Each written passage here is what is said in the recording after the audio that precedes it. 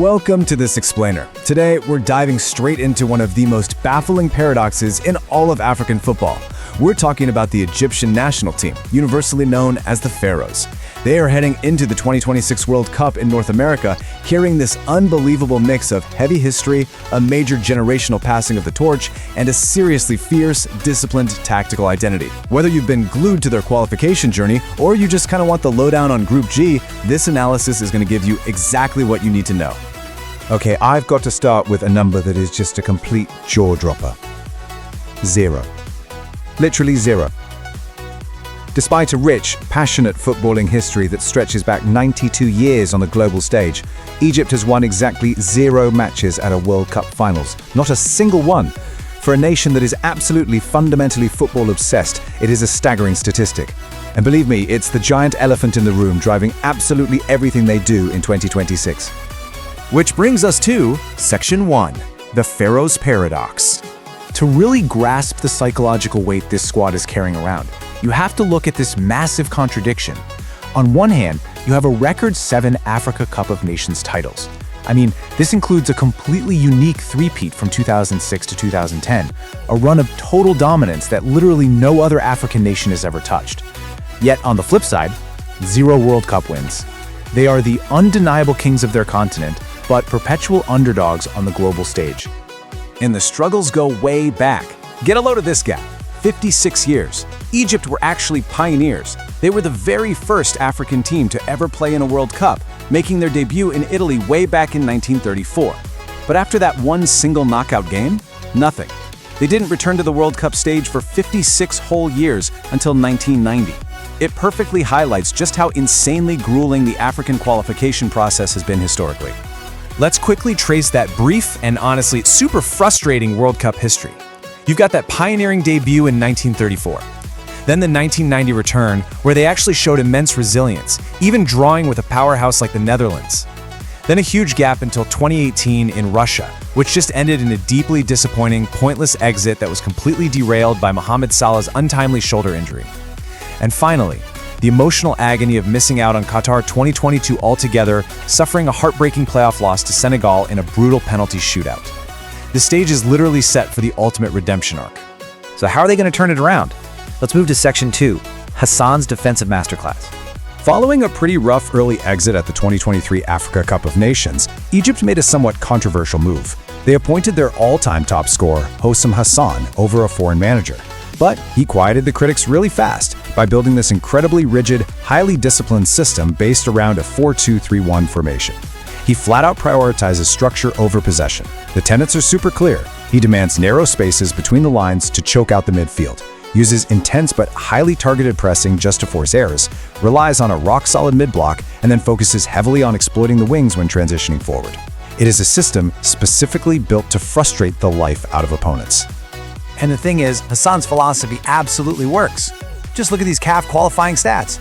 In 10 matches, Egypt scored 20 goals, sure, but way more importantly, they conceded only 2 goals. That's 7 clean sheets going totally unbeaten. Hassan's defensive philosophy isn't just theory on a whiteboard, it absolutely translates directly to the pitch. Now, pulling off that kind of compact structure relies heavily on a few key guys, mainly right back Mohamed Hani and veteran goalkeeper Mohamed El-Shenawi. Hani is arguably Egypt's most important defensive piece right now, tasked with shutting down elite-level wingers.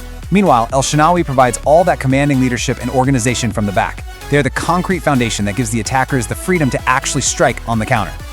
Which brings us to the main event. Section 3, Salah's final shot. The absolute emotional core of this 2026 campaign centers right on their 33-year-old captain, Mohamed Salah. He's heading into what is almost certainly his final World Cup, coming right on the heels of his super emotional farewell from Liverpool. And guys, there is an incredible narrative symmetry at play here. Current head coach Hossam Hassan holds the all-time scoring record for Egypt with 69 goals. Mohamed Salah is sitting right behind him at 67 goals. The captain is literally just 2 goals away from dethroning his own manager on the biggest stage in world football. You really can't write a better script. But this squad isn't just about the old guard. There's a beautiful passing of the torch happening right before our eyes. On one side, you have Salah, the 33-year-old departing legend, On the other, you have Hamza Abdelkarim, an 18-year-old absolute sensation currently on loan in Barcelona's youth system. And Salah isn't just sharing the pitch with Abdelkarim, he's actively taking him under his wing. Salah recently praised the youngster, saying he has great talent and the ability to carve out a successful career. Get this, if Abdelkarim gets on the pitch in North America, he'll become the youngest Egyptian to ever play at a World Cup, breaking the previous record. It just goes to show Egypt is focused on right now, but they're also building a pipeline for the future. For the present, however, Egypt's attacking hopes basically ride on a devastating 1-2 punch, the partnership between Salah and Manchester City forward Omar Marmoush. Marmoush brings crazy pace, physicality, and just incredible link-up play. When Salah and Marmoush are both dialed in simultaneously, man, they have the collective firepower to threaten absolutely any defense in the tournament. But first, they've got to make it out of the group. Section 4, Surviving Group G. Waiting for Egypt in North America are Belgium, Iran, and New Zealand. When we break down the group hierarchy using the FIFA rankings, the challenge gets pretty clear. Belgium sits at 9th, making them the undeniable favorites, though it's worth noting they've definitely shown some recent vulnerabilities. They aren't quite the invincible golden generation they used to be. Iran is a super experienced, highly organized squad ranked 23rd, just a bit above Egypt at 29th, and New Zealand ranks outside the top 100, firmly playing the underdog role. If we briefly map out their schedule, you see exactly where the pressure points are. They open on June 15th against Belgium. This is the ultimate test. If they can execute that defensive block perfectly, maybe they sneak a point. June 21st against New Zealand, completely non-negotiable must-win. And that sets up June 26th against Iran as a de facto knockout match. That final game will very likely decide who takes second place in the group. Now, the really crucial thing to remember here is that the generous new 2026 format gives Egypt 3 distinct paths to finally reach the knockout rounds. Step 1, they finish in the top 2 and advance automatically. Step 2, even if they falter slightly, the 8 best third-place teams out of the 12 groups also advance, which is an amazing safety net. And step 3, while highly unlikely for sure, if they manage a massive upset against Belgium, they could technically win the group outright. So concluding our tactical analysis, how do we classify Egypt? Honestly, they are the quintessential dark horse. Are they going to win the whole tournament? No, they have a massive overdependence on Mohamed Salah, and if he gets neutralized, their attack really struggles. However, their collective discipline, that pristine defensive record, and the pure emotional momentum of Salah's final ride make them a highly competitive second-tier squad with serious potential to surprise people in the knockout rounds. So, I leave you with this final thought. Can the Pharaohs finally break their 92-year curse?